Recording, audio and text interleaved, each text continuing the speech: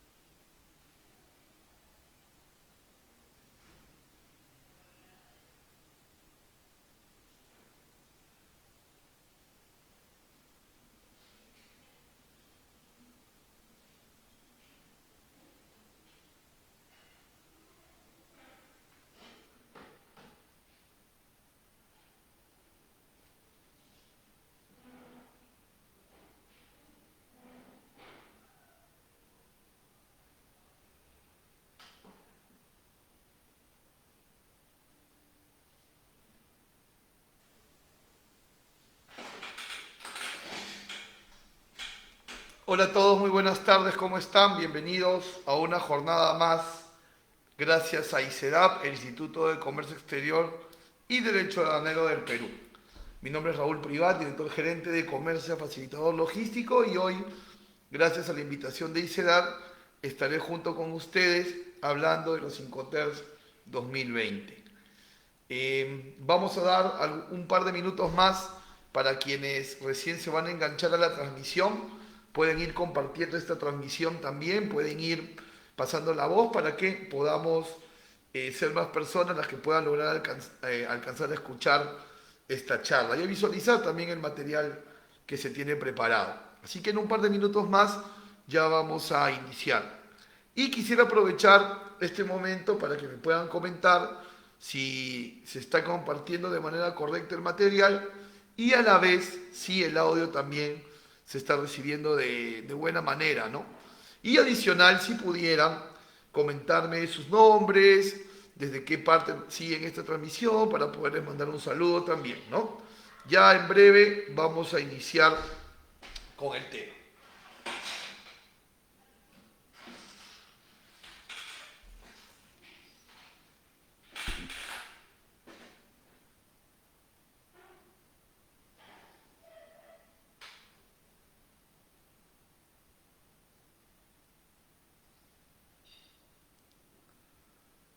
¿Me confirman por favor si se escucha bien?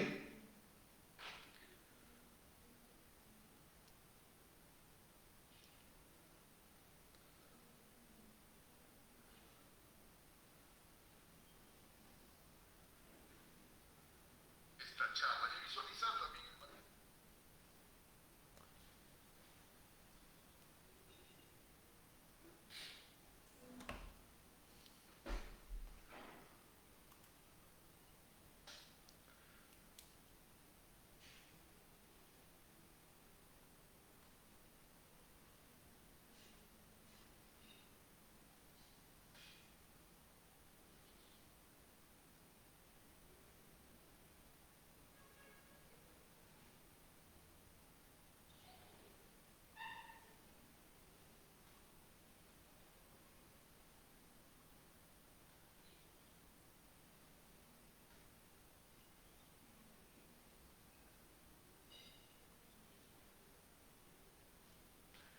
Muy bien, dando a todos las muy buenas tardes nuevamente, vamos hoy a conversar sobre los Incoterms 2020, ¿no? Y a propósito de este nombre, empecemos por ahí, ¿no? Los Incoterms, digamos que tienen esta cuña de nombre 2020 porque los Incoterms son revisados cada 10 años, ¿no? Los Incoterms terminan siendo una iniciativa de la Cámara de Comercio Internacional en pro de eh, establecer, delimitar responsabilidades de quien vende y quien compra, ¿no? Finalmente el espíritu de la Cámara de Comercio Internacional siempre ha sido ese, ¿no? Delimitar las responsabilidades de quien vende y de quien compra. Siempre la Cámara de Comercio Internacional con este espíritu de ir en pro del buen desarrollo del comercio en el mundo, ¿no? Entonces la Cámara de Comercio Internacional, contrastando, digamos, la teoría versus la práctica, porque una cosa es estar sentado en una oficina en la Cámara de Comercio Internacional y hacer los Incoterms, y otra es ver cómo funcionan en la cancha. Es por eso que cada 10 años se revisa, para retirar algunos Incoterms que de repente prácticamente no son viables, en la práctica no son viables, para, por ejemplo, agregar otros, ¿no? En fin, y esto es muy positivo, el hecho de que se revisen los Incoterms cada 10 años es muy positivo, porque no quiere decir que la CCI, la Cámara de Comercio Internacional, entiende que existe siempre una brecha entre la teoría y la práctica, ¿no? Entonces, vamos a decir así, son 10 años de observación de la teoría versus la parte pragmática, ¿no? Y la tendencia, desde finales de los años 20, que empezaron los Incoterms, la tendencia a hoy siempre ha sido el hilo recortando, ¿no? El hilo recortando. Entonces, en la actualidad tenemos 11 Incoterms. En la versión 2000, por ejemplo, teníamos 13. En la versión 2010 ya pasamos a tener 11. Y ahora en la versión 2020 también tenemos 11, pero con algunas variaciones, ¿no?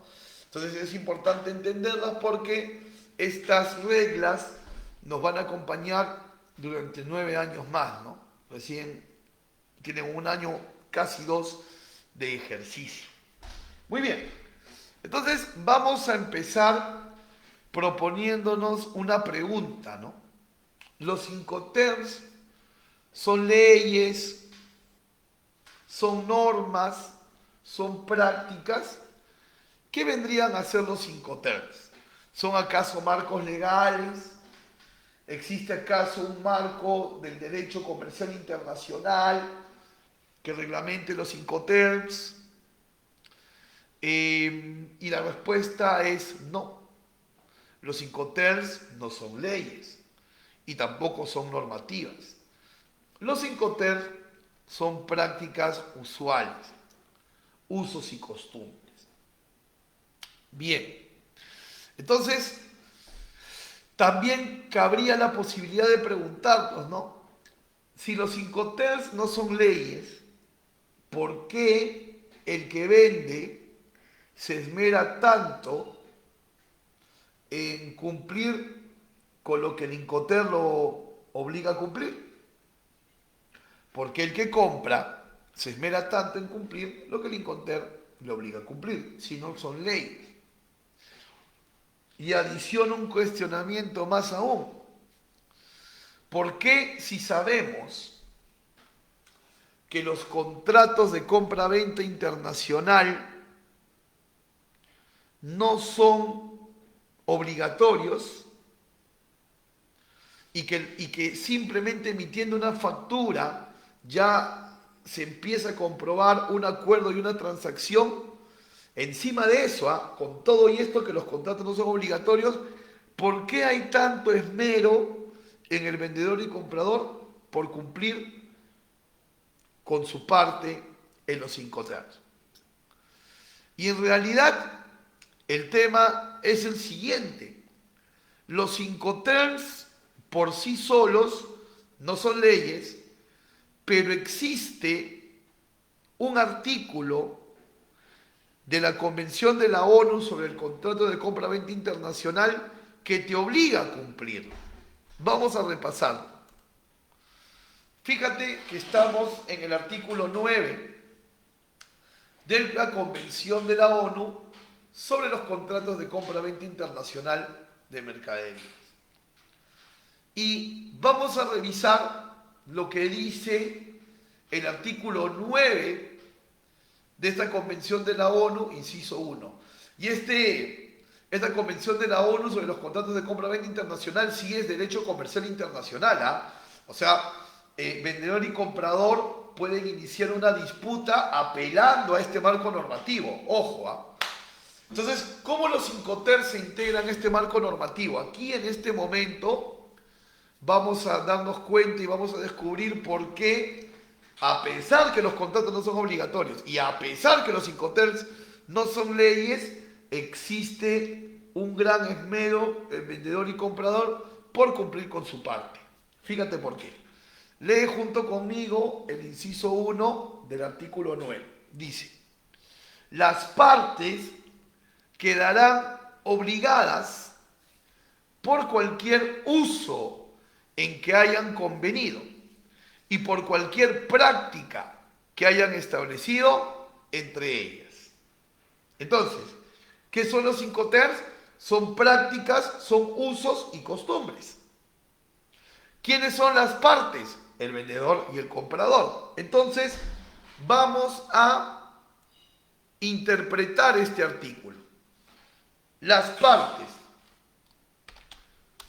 Vamos a decir que las partes son vendedor y comprador. Entonces ya tiene un sentido interpretativo más interesante, ¿no? Vendedor y comprador quedarán obligados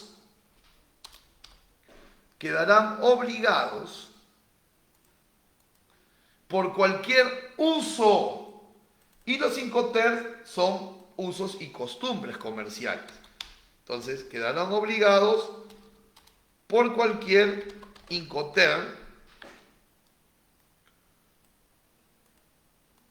en que hayan convenido y por cualquier práctica. El Incoterm también es una práctica. Entonces, mira la interpretación. Tiene más sentido, ¿no? Vendedor y comprador quedarán obligados por cualquier Incoterm en el que hayan convenido y por cualquier Incoterm que hayan establecido entre ellos. Entre ellos, ¿no? ¿Y qué quiere decir entre ellos?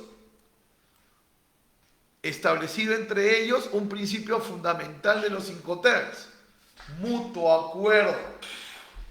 Mutuo acuerdo. O sea, los Incoterms no son unilaterales, sino que hay un consenso y un mutuo acuerdo entre ambos. ¿Cómo se puede demostrar el mutuo acuerdo si los contratos no son obligatorios? La aceptación de la factura. Si yo acepto una factura en CIF, la acepto con todo lo que el CIF implica. Si acepto una factura en FOB, lo mismo. Si yo vendo con una factura en CFR, yo como vendedor también acepto a lo que me delimita el CFR. Entonces, los Incoterms en sí no son leyes, pero este artículo del convenio de la ONU te obliga a cumplir. Y rematamos la idea con el inciso 2 de este mismo artículo. Dice: salvo pacto en contrario, se considerará que las partes han hecho tácitamente aplicable al contrato o a su formación un uso del que tenían o debían haber tenido conocimiento. Un uso. Incoterm. Ahí está. Incoterm.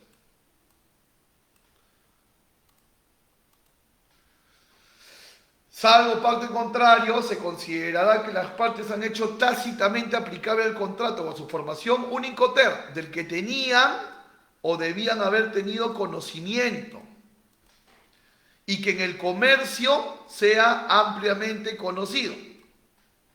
Entonces, creo que ya queda clarísimo hasta aquí por qué vendedor y comprador tienen que esmerarse tanto en cumplir con su parte del trato, ¿no?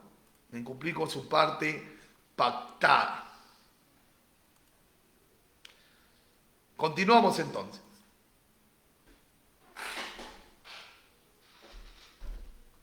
Yo opinaría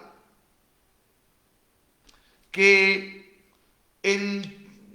digamos que el kit del asunto para entender los Incoterms son estos 4 puntos que están aquí y que los estoy sombreando. Eso es la parte medular de los Incoterms.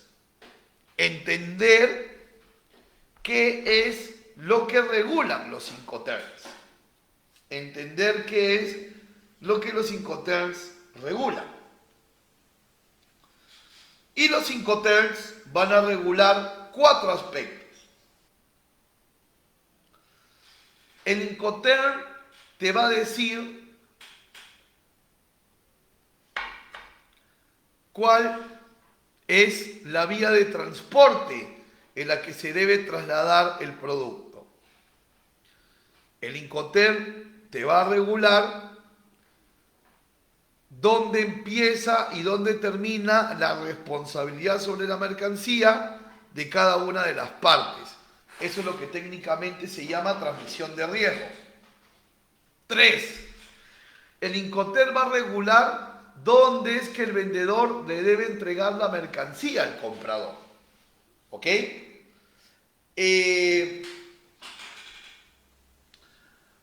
Un lugar puntual, ojo, un lugar puntual. Y 4, los Incoterms van a regular los costos logísticos que debe asumir el vendedor y los costos logísticos que debe asumir el comprador.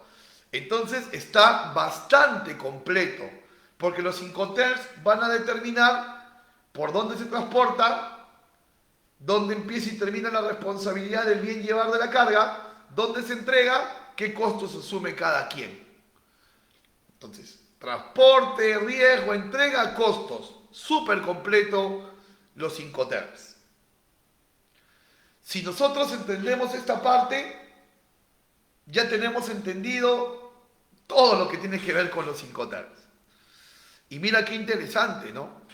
Dicen que los Incoterms regulan la vía de transporte. O sea que yo no puedo transportar el producto por la vía por la que yo lo desee transportar, sino que yo debo transportar el producto por la vía que el Incoterm me dice que la debo transportar. Recordando que ese Incoterm ha sido convenido de mutuo acuerdo. Qué interesante. Transmisión de riesgo. Si se te hace una palabra muy difícil, reemplázala por responsabilidad. El Incoterm precisa hasta qué punto de la cadena el exportador es el responsable por si la mercancía se rompe, se incendia, se la roban. Anyway, cualquier siniestro que pueda pasar por ella. Y el Incoterm te dice que ahí donde termina pues la responsabilidad del vendedor, empieza la del importador, ¿no? ¿Ok? Además, el Incoterm te va a decir dónde es que el vendedor debe entregar la mercancía al comprador, ¿no? Entonces, ese concepto de entrega puede ser en origen, en destino, y si es en origen, de repente en el puerto, al costado del buque, y si es en destino dentro de la nave, descargado de la nave, en la puerta, etc. Y además, el tema sensible económico, ¿no? Si de repente hay un sobrecosto operativo, el Incoterm dirá quién debe asumir el sobrecosto operativo, ¿no? Falta pagar la descarga. ¿Quién la paga? ¿El vendedor o el comprador? Tenemos que mirar el Incoterm. Oye, hay que paletizar porque no podemos trasladarlo suelto. ¿Quién debe pagar la paletización? ¿El vendedor o el comprador? según el Incoterm. ¡Ey! Tenemos que hacer recambio de hielo seco en tránsito para que no se rompa la cadena de frío. ¿Quién lo debe pagar? El Incoterm lo va a determinar. Entonces, bastante completo todas las áreas que toma los Incoterms.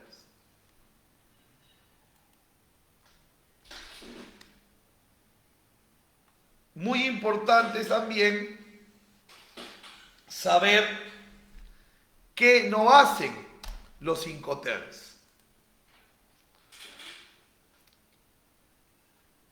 Y aquí debemos de dejar bien claro lo siguiente. Los Incoterms no son contratos. ¿Ok? Los Incoterms no son contratos. ¿Y saben cuál es la diferencia entre un Incoterm y un contrato? Que el contrato te habla de una mercancía en específico. El contrato te habla de un periodo en específico. Entonces,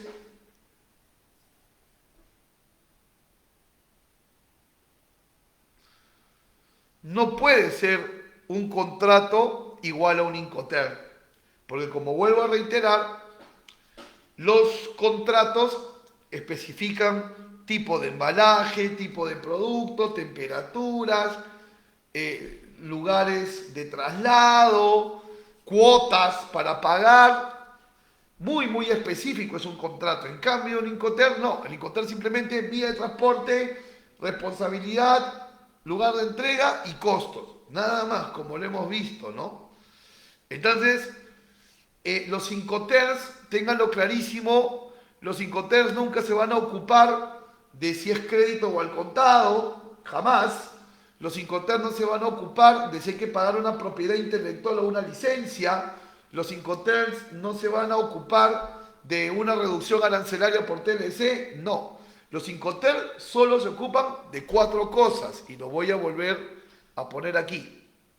Vía de transporte, responsabilidad, lugar de entrega y cobertura de costos. ¿Quieres especificar más cosas? Tienes que hacer un contrato, porque los Incoterms no son contratos. Ahora,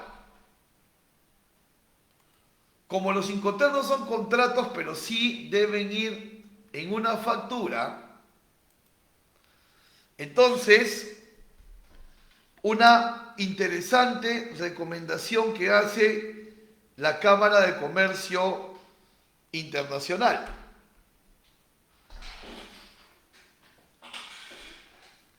Colocar el Incoterm, colocar el lugar de entrega y la versión del Incoterm.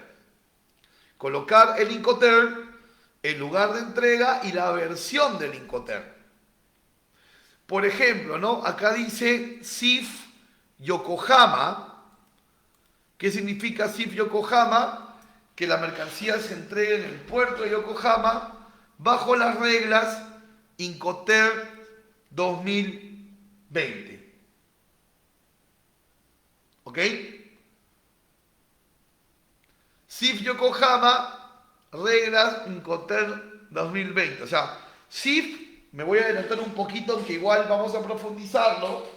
SIF vendría a ser entrega en puerto de destino. ¿En qué puerto de destino? Yokohama, en Japón. Bajo las reglas de los Incoterms 2020. FOB Callao. FOB entrega en puerto de origen. O sea que FOB entregado en el puerto de origen Callao. Bajo la regla Incoterms 2020. U otro, por ejemplo, dice Export, ¿no? Export 507 for Lauderdale. Es decir, es en la puerta de la dirección que está aquí, ¿no? For Lauderdale FL, ¿no? 3122 en Miami, ¿no? Versión Incoterms 2020. Entonces siempre en Incoterms, el lugar de entrega y la versión. Y si digo la versión, es porque también se puede trabajar con versiones anteriores. Por ejemplo, de mutuo, siempre de mutuo, vendedor y comprador pudieran trabajar bajo la versión 2010, ojo, la versión 2000.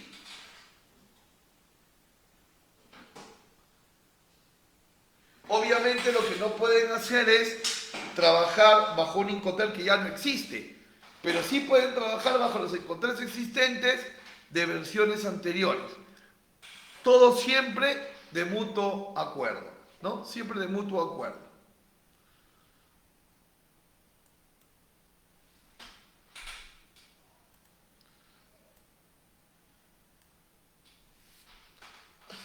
Hay una manera de esquematizar los Incoterms, ¿no? Y esta manera es por las siglas con las que empieza el Incoterms. Por las siglas por las que empieza el Incoterms.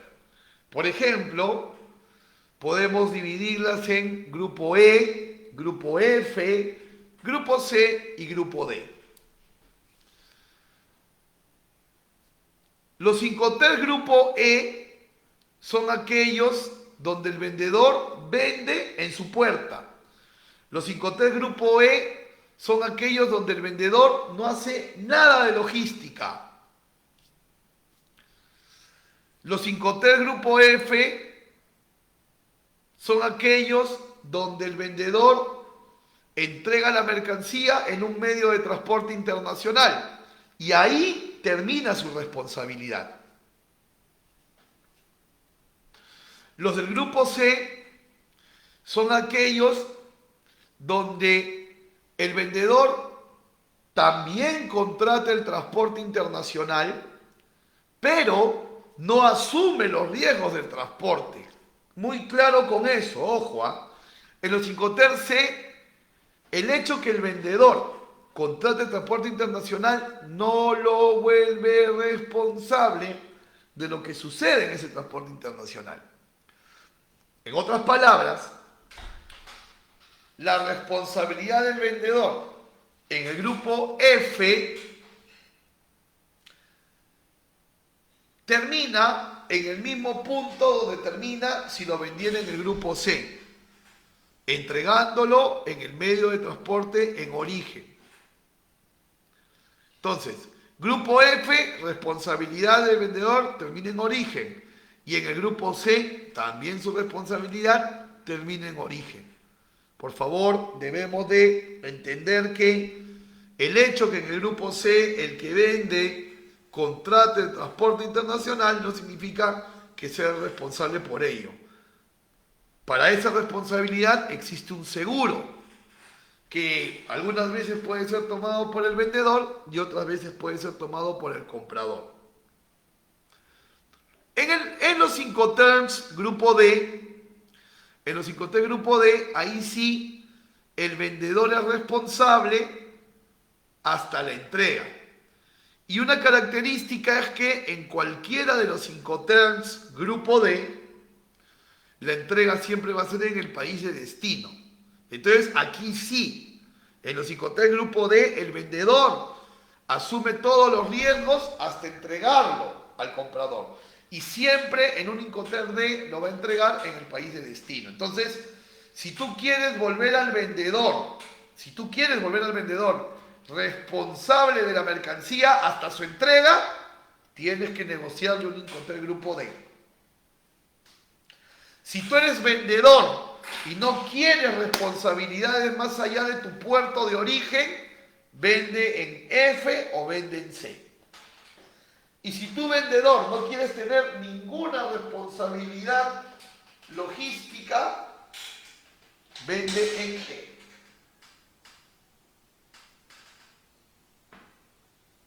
Esa es la manera como lo debes de entender.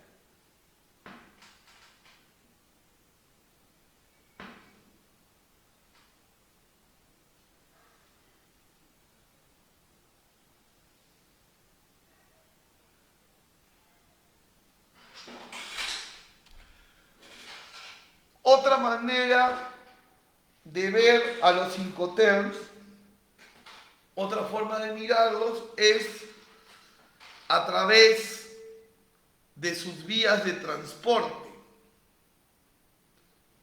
Es decir, qué Incoterms son netamente marítimos y cuáles sí pueden ser de diferentes vías o multimodales, ¿no?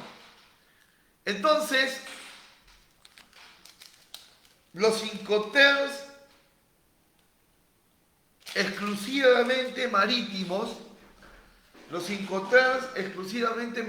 son FAS, FOB, CFR y CIF.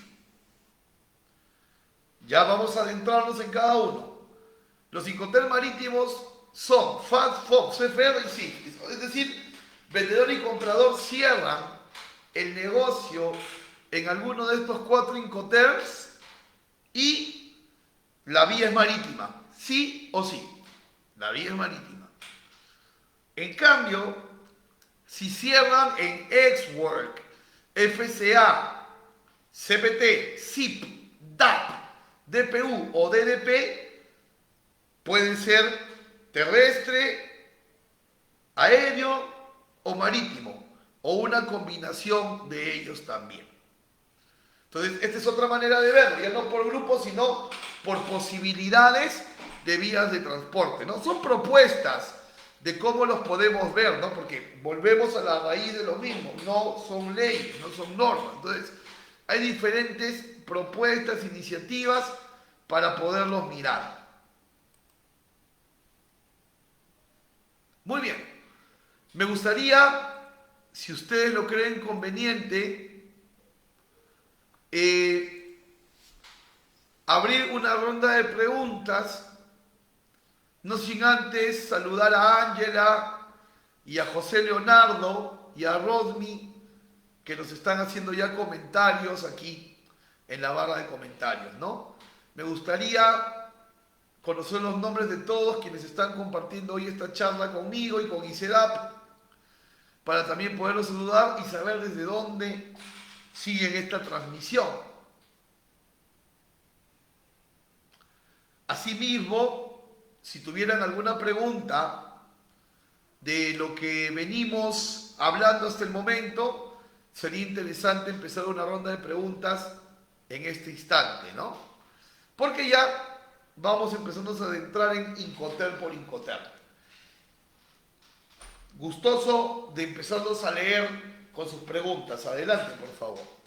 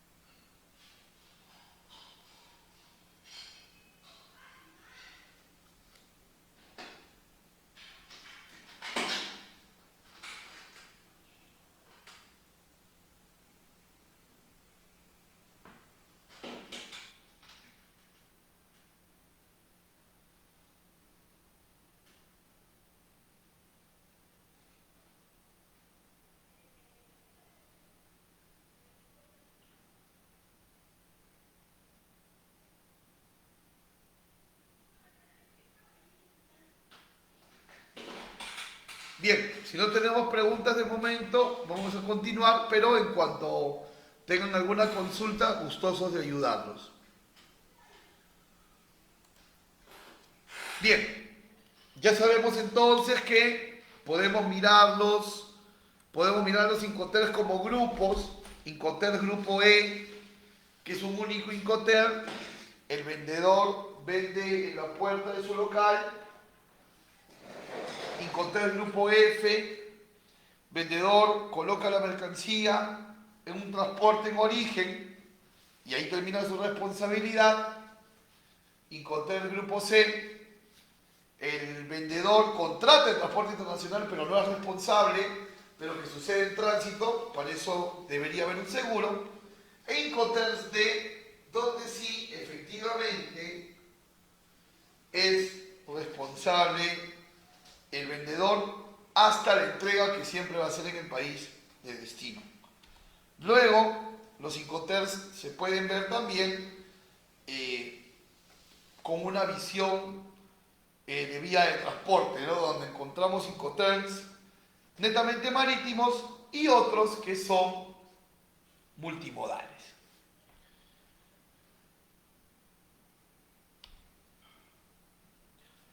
Hablemos del Incoterm Export.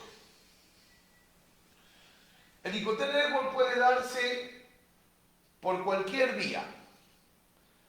Y en el Incoterm Export, lo resaltante es que el vendedor no hace absolutamente ninguna logística, porque el vendedor vende en su puerta.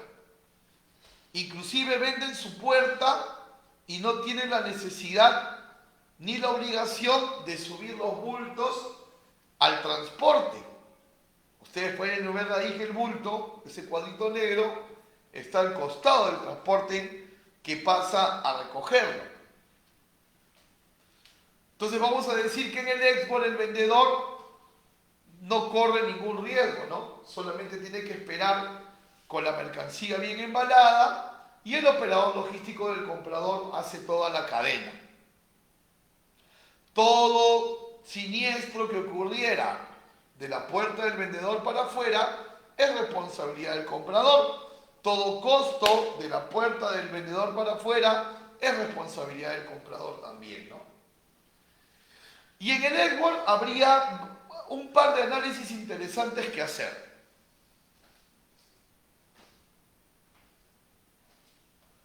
Por ejemplo,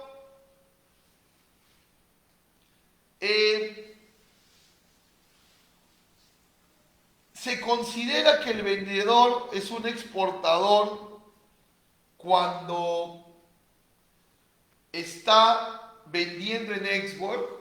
Esa es una pregunta que mucha gente se hace. ¿Es el vendedor un exportador a pesar que no hace nada de logística? Y la respuesta es que sí lo es. Sí lo es porque está vendiéndole el producto a una empresa no domiciliada.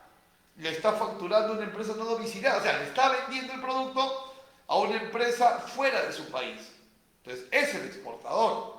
El hecho que no suma costos de exportación no lo relega a no ser exportador, porque finalmente se cumplen los supuestos de venta a uno domiciliado, o sea, una empresa extranjera que no tiene residencia en el país local, y obviamente también hay una transferencia y un pago desde otro país, ¿no? Entonces, si es una exportación para el exportador y en la declaración aduanera va a figurar como exportador el vendedor, definitivamente. ¿Y por qué un comprador asumiría todos los riesgos? ¿Por qué un comprador, valga la redundancia, compraría en Edwards sabiendo que asume toda la responsabilidad de la cadena? Bueno, yo tejería tres teorías, ¿no? La primera, por costos. Le sale más barato al comprador asumir su logística que hacer que el vendedor haga la logística. Número dos, por confianza. El importador confía más en su operador que en el operador del exportador. Y la tercera teoría que yo tejería es porque no le queda otra. Es decir, la empresa a la que le está comprando es tan grande que esa empresa grande pone las condiciones y dice o export o nada. Estos serían los motivos que yo podría teorizar que son los motivos por los cuales un comprador compraría en Exxon. Incoterm FCA. En el Incoterm FCA, el vendedor ya sale de su local. El vendedor sale de su local. Y el vendedor es responsable y hace la entrega en el medio de transporte designado por el comprador. Todo en origen. Todo en origen. Vendedor entrega y asume responsabilidades hasta dejar la mercancía en un medio de transporte designado por el comprador en origen.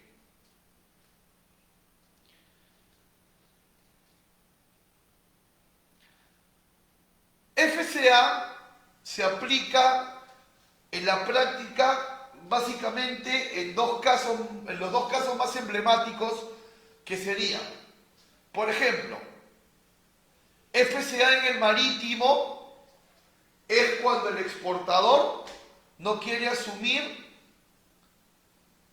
los gastos de hacer el despacho de aduanas en origen. Esto se ve mucho con China, por ejemplo, ¿no? El proveedor chino te dice: yo no tengo licencia de exportación, así que tu operador logístico haga la exportación. Ese sería un FCA. Cuando el exportador no asume los gastos de exportación, los gastos aduanales de exportación, es un FCA en el marítimo, ¿no? Y cuando va a ser una especie de FOB pero aéreo, se convierte en FCA. Esos serían los más emblemáticos, ¿no?, para el tema del FCA.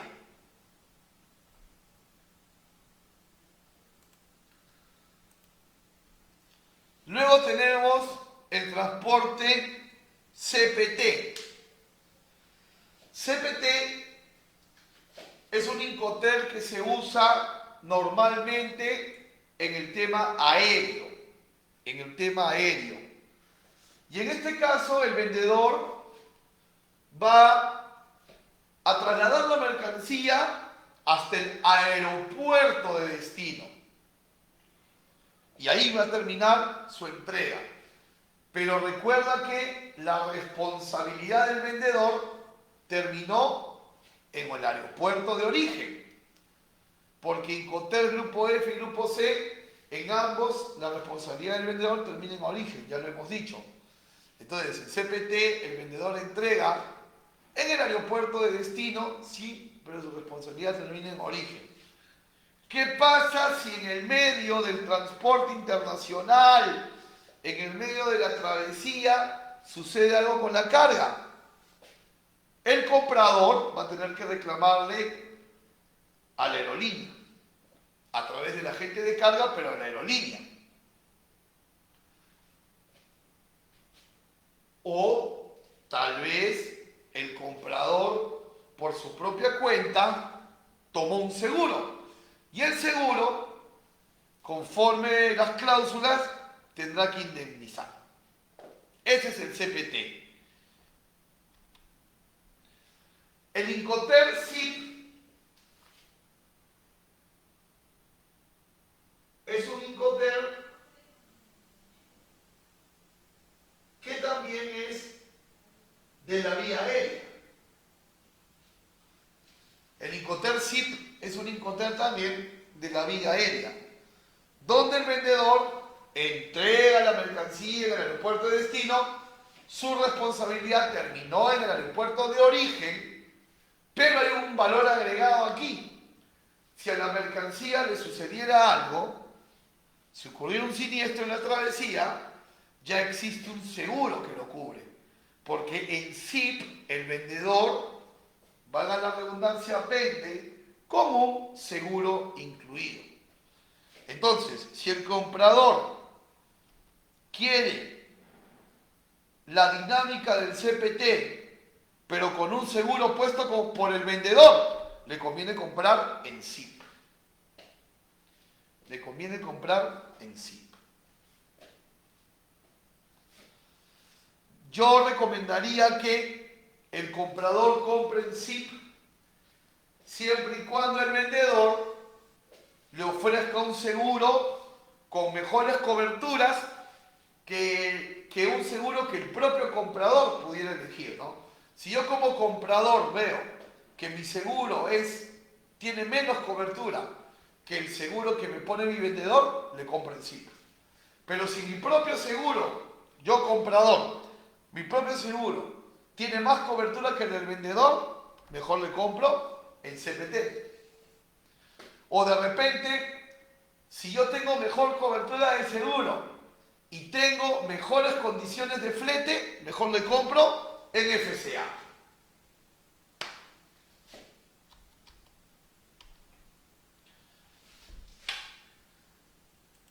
Vamos al Incoterm DAP.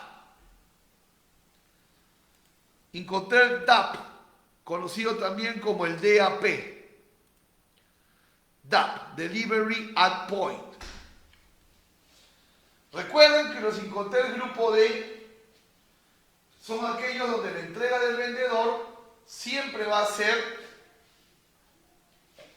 en el país de destino.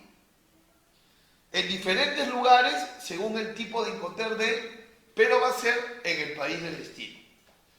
En el caso del DAP, tú imagínate que el DAP es un Incoterm puerta a puerta. Es decir, en el DAP la responsabilidad, la entrega y los costos los asume el vendedor hasta la puerta del comprador.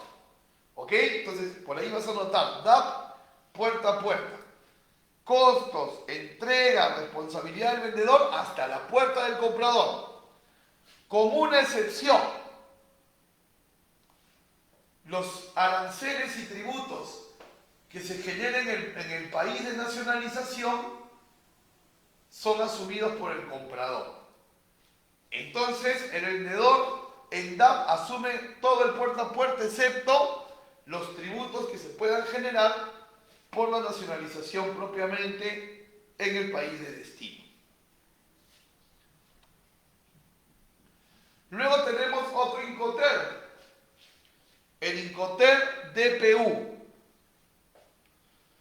En el Incoterm DPU, el vendedor va a entregar en el país de destino, sí, pero simplemente lo que va a hacer es entregarlo descargado del barco o del avión. Simplemente descargado del barco o del avión. O sea que no hay nacionalización por parte del vendedor, ni tampoco hay entrega hasta puerta del comprador. Simplemente lo descarga del medio de transporte. Pero lo vuelve responsable de todo, ¿no?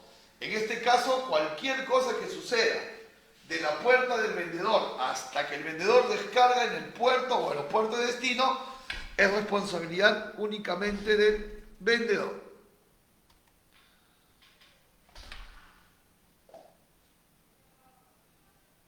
Luego tenemos el Incoterm DDP.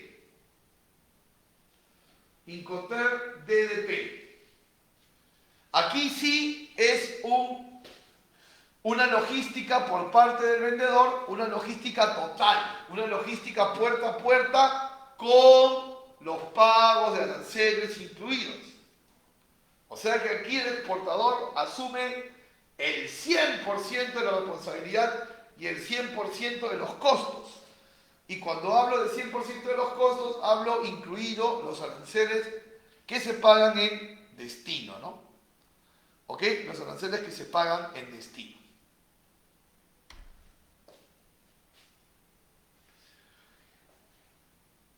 Si asumimos que FCA, CPT y SIP van a ser utilizados en su mayoría en el tema aéreo, el gran gestor operativo va a ser el agente de carga. Entonces, siempre que un exportador Siempre que un exportador tenga la necesidad de subir una mercancía a un avión, necesitará la intermediación de un agente de carga. Siempre que un importador necesite subir mercancía a un medio de transporte, necesitará la intermediación de un agente de carga. Entonces, cuando el importador compre en Export o en FCA, es el importador el que contrata al agente de carga. Cuando el exportador vende en CPT, en SIP, en DAP, en DPU y en DAP, es el exportador el que contrata al agente de carga.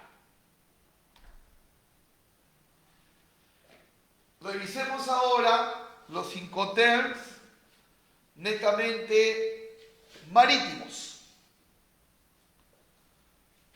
Incoterm FAS. Este Incoterm FAS, personalmente, lo considero poco práctico porque en el Incoterm FAS el vendedor entrega la mercancía al costado de la nave. Pero ¿para qué entregarlo al costado de la nave si se puede entregar mejor a bordo de buque? A veces suele pasar que los vendedores no quieren asumir los gastos de embarque porque les parecen algo caros, sobre todo porque el agente de carga lo pone el comprador, pero no tiene un sentido tan utilitario, ¿no? Definitivamente un comprador, más que un FAS, va a querer un FOB. El FOB, que probablemente sea el más conocido, es aquel Incoterm donde el vendedor deja la mercancía a bordo del buque en el aeropuerto de origen. FOB deja la mercancía a bordo del buque en el puerto de origen. Y a partir de ese punto en adelante, la responsabilidad es del comprador. También existe el Incoterm CFR. El vendedor, en lugar de entregar dentro de la nave en el puerto de origen, el CFR, el vendedor entrega dentro de la nave, pero en el puerto de destino. Sin tener responsabilidad, ya lo hemos hablado, sin tener responsabilidad de algún siniestro en la travesía. Entonces, el hecho que el CFR, el vendedor, ponga el flete internacional, no quiere decir que si pasa un siniestro el vendedor sea responsable. Si hay un seguro, que en este caso sería un seguro por parte del comprador, el seguro se encargará. Y si no, el comprador tendrá que iniciar los reclamos pertinentes al transportista internacional. En tal caso, si el comprador quiere una cobertura gestionada por el vendedor, debería comprarle en CIF. Porque en CIF el vendedor entrega en el puerto de destino, pero le da un valor agregado de un seguro para lo que pudiera suceder, en la travesía. Igual que en CPT y SIP, recomiendo, si el comprador tiene condiciones de seguro mejores que las del vendedor, que compre el CFR. Pero si las condiciones de seguro del vendedor son mejores, que compre el SIP. Y si el comprador tiene mejor frete y mejor seguro que el vendedor, que compre el FOB.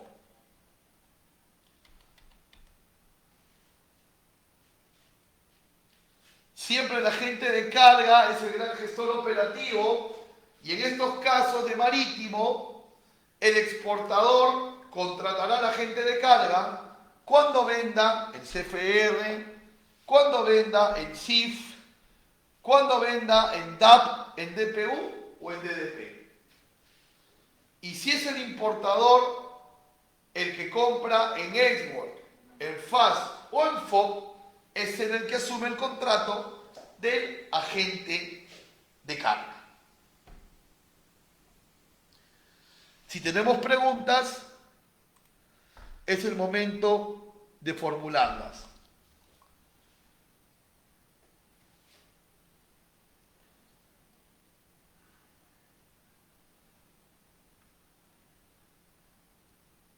Revisen las anotaciones que hayan podido hacer durante el desarrollo de la ponencia y si tienen alguna pregunta, es el momento ideal para poderla plasmar. Yo encantadísimo de poderlos ayudar y poderles responder.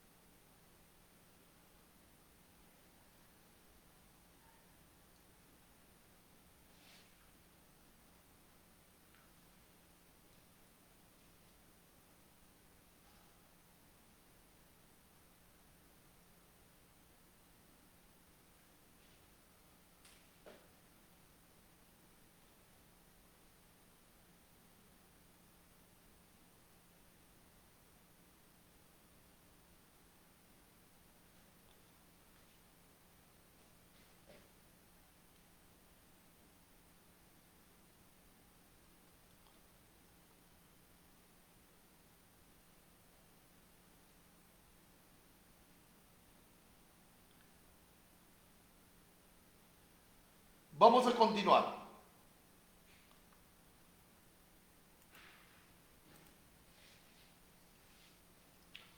A ver, por ejemplo, ¿cuáles serían las ventajas de un importador cuando compra en Ex-Work, en FCA o en FOB? ¿Cuáles serían las ventajas del importador si compra en Ex-Work, en FCA o en FOB? Ventaja número 1, puede consolidar proveedores. Puede consolidar proveedores. Es decir, si el importador tiene 3 proveedores en Alemania, puede comprarles a los 3, juntarlos en un mismo puerto de origen y traer todo el despacho en un solo envío y aquí pagar un solo costo de nacionalización. Entonces, para aquellos que tienen más de un proveedor en origen, le viene bien el Ex-Work, el FCA o el FOB. 2. En el marítimo, yo siempre recomiendo que el importador compre en Ex-Work, en FCA o en FOB. ¿Por qué? Porque eso significa que el importador va a asumir los costos del flete internacional y por lo tanto sus gastos de descarga al llegar el contenedor, de desconsolidación y demás van a ser más económicos porque vienen ofertados junto con el flete. En cambio, si hace que el flete lo asume el vendedor, no hay manera de negociar esos gastos de llegada. Y otra ventaja es que tiene un mejor control sobre el seguro si es que desea asegurar la mercancía, ¿no? Porque sería un seguro puesto por el propio importador y no por el exportador. Se entiende que importador igual comprador, vendedor igual exportador, ¿no? Luego, por ejemplo, una ventaja del exportador de vender en Ex-Work es que minimiza los riesgos, ¿no? El exportador en Ex-Work, digamos que vende en su puerta, entonces no arriesga nada del traslado físico de la mercancía. ¿Y cuál sería la ventaja del exportador de vender en FOB? Una muy importante, que a veces no se analiza, que tiene mayor base para cobrar el drawback. Porque se dice que el drawback es la devolución del 3% del FOB, o sea, ese es el cálculo, ¿no? Para la devolución, para la restitución, se calcula el 3% del FOB, pero la normativa dice que se calcula el 3% del FOB siempre y cuando el vendedor haya vendido en un Incoterm de FOB para adelante. Pero si vende un Incoterm detrás de FOB, como FAS, como FCA o como Ex-Work, se le calcula el 3% sobre el FAS, el FCA o el Ex-Work. Entonces, si quieres tener una mayor base, debes vender en FOB. Y vendiendo en FOB también tú tienes un mejor control del proceso aduanero, porque el exportador pone su propio agente de aduana en FOB.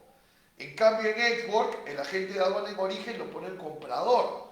Y entonces si por ahí se da alguna infracción, una mala declaración, pueden empezar los problemas, ¿no? Entonces en FOB, el exportador tiene más control sobre el proceso de aduanas origen y sobre el control del embarque.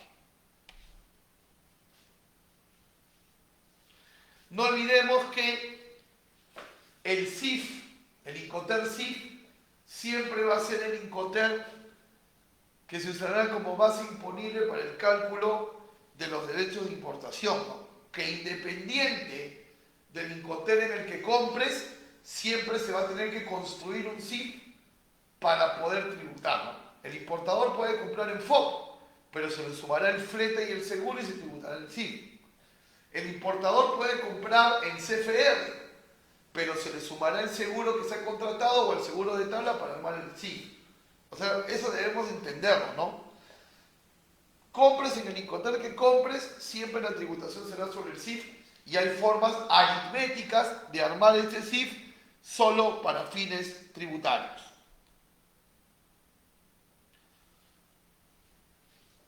Y esto es lo que les decía de la importancia de vender en FOB para el exportador en el tema de los Incoterm, ¿no? Porque el monto a restituir se basa en el cálculo del 3% del FOB. Pero mira qué dice la normativa, ¿no? En el segundo rectángulo. La normativa del NORMAL dice, cuando las exportaciones son pactadas bajo los Incoterm Export, FCA y FAS, el monto a restituir se calcula sobre el valor FOB consignado en la data de exportación, excluyendo los gastos que no fueron asumidos por el exportador. En otras palabras, si vendes en Export, en FCA o en FAS, se te restituirá sobre el cálculo del 3% del Export, del FAS o del FCA.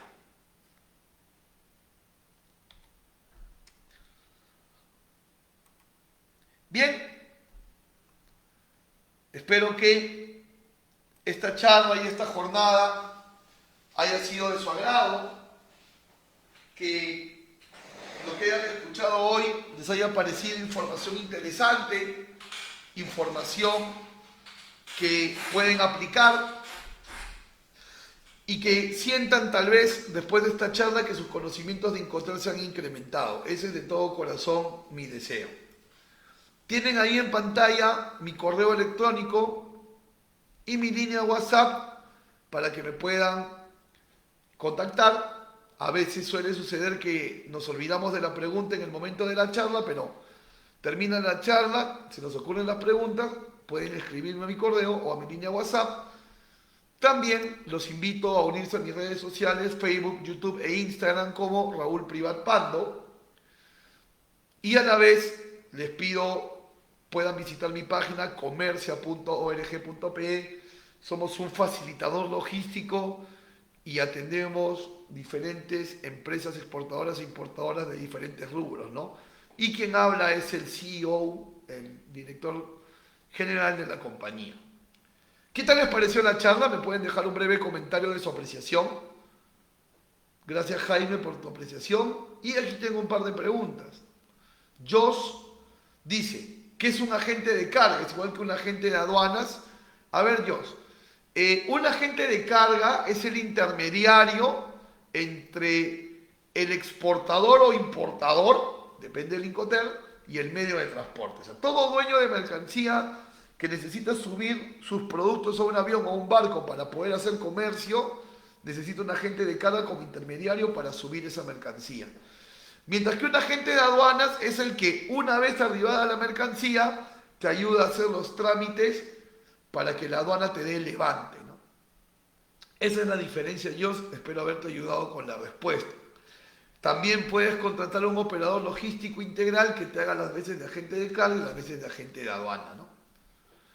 El agente de aduana, el tramitador ante la aduana, el agente de carga, el tramitador ante el medio de transporte. Esa es una manera de verlo también, Jos. Gracias por la pregunta. Jaime nos dice, ¿el costo del transporte es en función al volumen y al peso? Correcto. Los fletes internacionales se cobran según volumen y peso en el tema aéreo, ¿no? Por kilos o por centímetros cúbicos.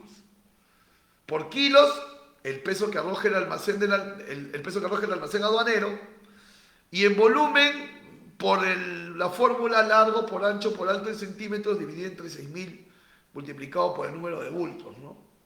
En mi canal de YouTube puedes ver esos cálculos, estimado Jaime. En el tema consolidado marítimo es por tonelada o metro cúbico. El metro cúbico se calcula multiplicando las dimensiones en metros, y cuando es contenedor exclusivo, ahí sí ya no es el peso ni el volumen, sino simplemente tú arriendas un contenedor y lo llenes a su máximo, no, te cobran por todo el contenedor, ¿no? Un poquito para resumir el tema, pero en mi canal de YouTube pueden encontrar ese tipo de charlas sobre flete internacional también, que obviamente complementa a los Incoterms, ¿no? Valerio dice: ¿qué página me recomienda para comprar por internet de otro país? Amazon, eBay, AliExpress son las recomendadas, ¿no? Un saludo para Natalie Salvatierra y para Elizabeth Morón también, que nos están siguiendo. Muchísimas gracias por seguirnos. ¿Qué tal les pareció la charla de hoy? Me gustaría que me dejen un breve comentario. Queden siempre muy atentos a la programación que tiene el Instituto de Comercio Exterior y Derecho Aduanero del Perú para ustedes, ICEDAP, que siempre les brinda los mejores temas, las mejores charlas, los mejores programas de capacitación en comercio exterior y aduanas. A nombre de ICEDAP, a nombre propio y a nombre de la compañía que represento, Comercio Facilitador Logístico, les doy a todos mi agradecimiento por haber compartido este tiempo hoy, en esta tarde de sábado. Dios les bendiga grandemente y hasta una próxima oportunidad. Cuídense.